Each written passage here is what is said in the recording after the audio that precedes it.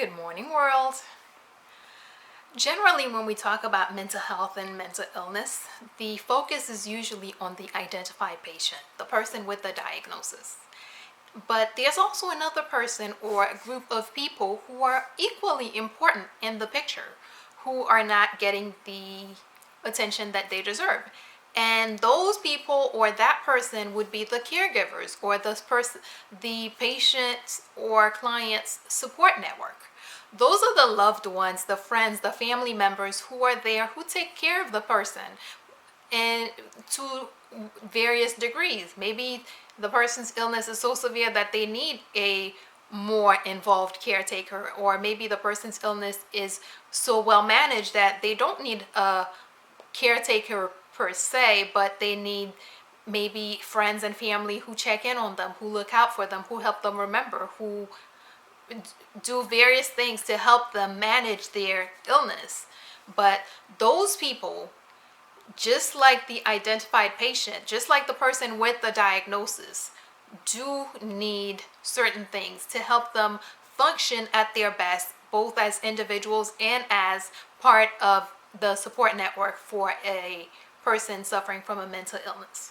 So today I wanted to take a few minutes just to go over 5 things that caretakers or support people who are part of a support network for someone with a mental illness should be doing for themselves to make sure that they are safeguarding their own mental health. The first thing is the importance of patience and commitment, because especially in the very beginning, when the person still may not have accepted the fact that they have a mental illness, when the person may still be in denial, and when the person hasn't gotten to the point where they have their illness managed, where they're fully engaged in treatment, that person will or often is very resistant to the idea of having a mental illness. So being a support network, being there for them in respect to helping them manage that illness, is something that they may not be receptive to. They may be pushing you away. They may be withdrawing from family and friends. But having that patience to know, he's not ready, she's not ready, or it's not about me, it's about him. Being able to be patient and be there despite the fact that someone is pushing you away is very important, because even when they're pushing you away, they do need you. So patience and commitment go a long way. The second thing is knowledge, because as your loved one is learning to deal with their own illness, you as part of their support network should be learning about that illness, because you need to know what to expect, what to see, what to look out for, and just have an idea of what their illness looks like, so that you can know how to best be there for them. Because one of the things you will learn as along the course of your research are the needs of a person with this illness or that illness. So doing some research, getting to know whatever your loved one is diagnosed with, will help you be better prepared to be supportive and be there for them. Another thing that you're going to learn through your research is go hand in hand with the next part, which is safety planning. Some illnesses, at time, a person suffering from some illnesses may become aggressive. They may become a little bit agitated, especially when you're dealing with illnesses when the person can be fearful. Things like Alzheimer's, when the person is sundowning and they don't know where they are, and the whole world around them make no sense. They may not feel safe, and that includes they may not feel safe from you. And as a result, they may try or to protect themselves, to find safety, and that may end up meaning that they are aggressive sometimes. And knowing that illness and having a safety plan is important. A person suffering from paranoid schizophrenia, for example, that person, when they're in that delusional state, you may be a threat to them.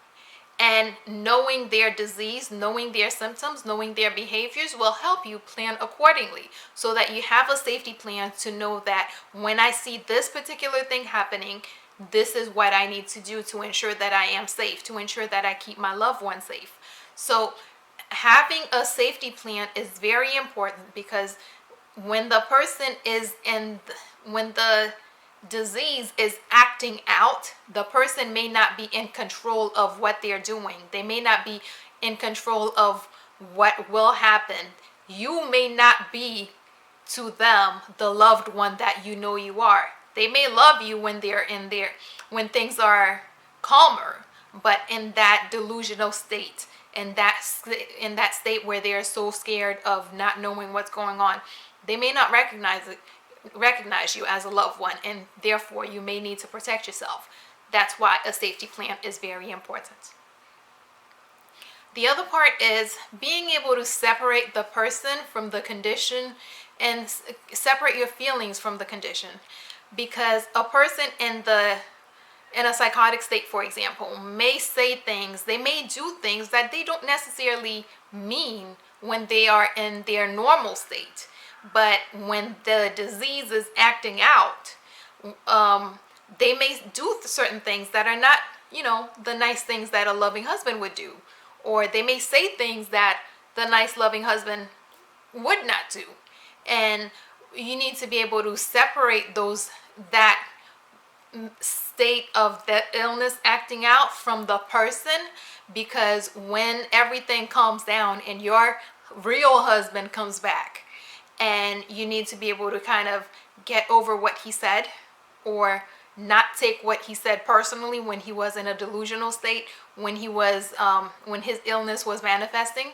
You need to be able to not take that personally, so that you can continue your loving relationship with your husband once his medication kicks in and he's back to being the loving guy that he is.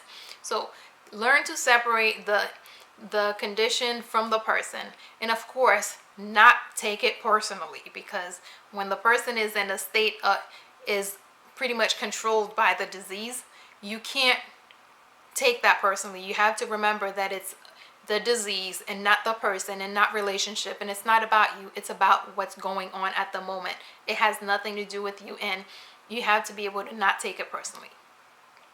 And finally, the most important thing of all of this is you have to have an outlet, and you have to have your own support network.